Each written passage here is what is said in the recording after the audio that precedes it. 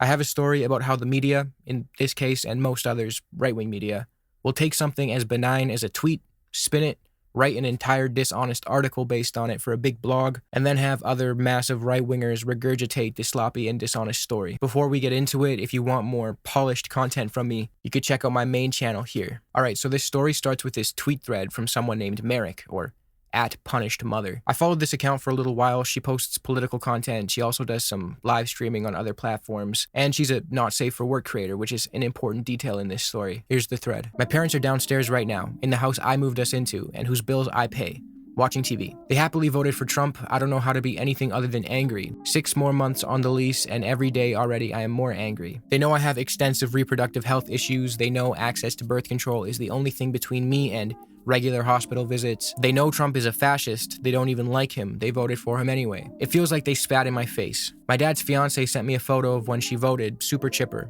I didn't bother to respond. My dad joked he was going to be sure to vote to cancel mine out. I don't even want to look at them. 6 more months on this lease. I don't know that we'll talk afterwards for a long time. I did not expect this to get traction. Thank you to people being kind. People suggesting I'm a controlling monster for being upset that my parents just voted to make my job illegal and hurt my healthcare.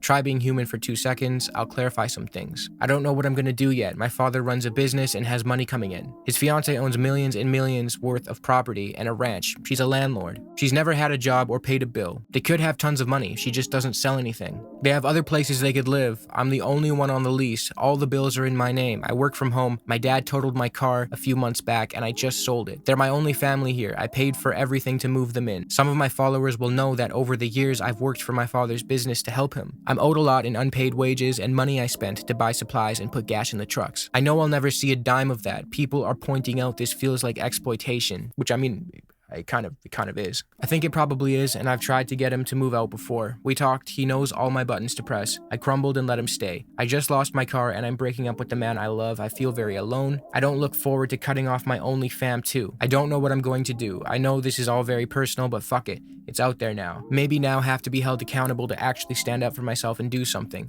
Thank you to everyone who was kind about this. This really sucks. So when you read this whole thread, it seems pretty clear that she's upset that A, she's aiding her apparently well-off parents financially when she doesn't have to. She's burdened with the bills. She's actually owed money for her labor and needs to be reimbursed for gas and supplies, yet her parents appear to just be freeloading and teasing her about voting for a man they apparently consider to be a fascist. Not to mention Merrick's line of work, where access to birth control and reproductive rights are no laughing matter. Not that they are in general. I mean, I can't help but read this and draw similarities between her family's behavior and the caricature conservatives make up about people on welfare, how they're moochers and lazy or whatever the fuck they say. So it's really funny to see how conservative media spun this story into something it's not and sided with the family over the hard-working protagonist. So a few days after Merrick shared this story, she posted a screenshot of an article from the Daily Mail, written by one of the most dishonest journalists, if you can even call her that, in the game. Germania Rodriguez Poleo, that's her name. I'm sorry if I completely butchered the pronunciation. The headline read, Antifa model says she's going to evict parents from home for voting for Donald Trump. This is directly contradicted by Merrick's own tweet, the literal source material, where she says, quote, I feel very alone and I don't look forward to cutting off my only fam.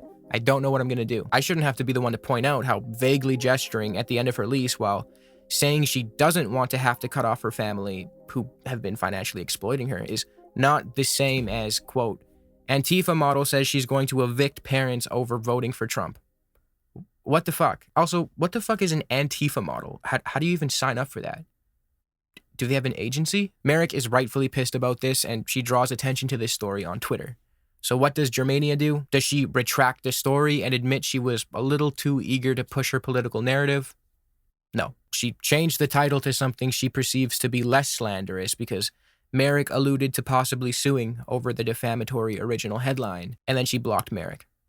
The new headline reads, Antifa models fury at parents she pays for who voted for Trump. Aside from the sloppy prose, again with this Antifa model stuff, maybe Germania clarifies this obsession of hers in the article. The first line reads, an anti-fascist OnlyFans model raged at her parents online after they voted for Donald Trump. I don't know if the quotations around anti-fascist are supposed to be facetious here, but does Germania think being against fascism is is bad. And if all you got from that thread was that Merrick, quote, raged at her parents for voting for Trump as opposed to her incrementally growing frustrated at the hands of seemingly exploitative family members with voting for Trump as the final straw, then you probably shouldn't be a journalist, or at least try to be less opportunistic. It's pathetic. The rest of this article is just quoting random Twitter users and using Merrick's tweet to promote this idea that there's an epidemic of liberals disowning their conservative family, when, in reality, studies show that over half of LGBT folk are estranged from at least one family member.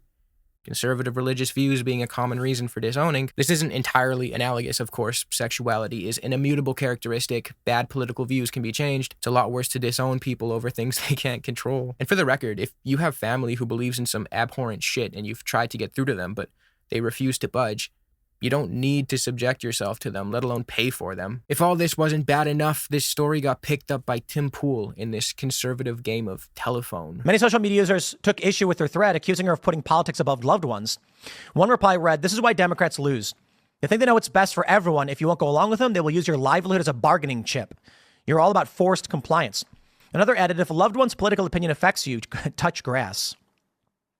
One person says, "Protect yourself. Since they won't help protect you, sometimes the family we make is better than the ones we're born into."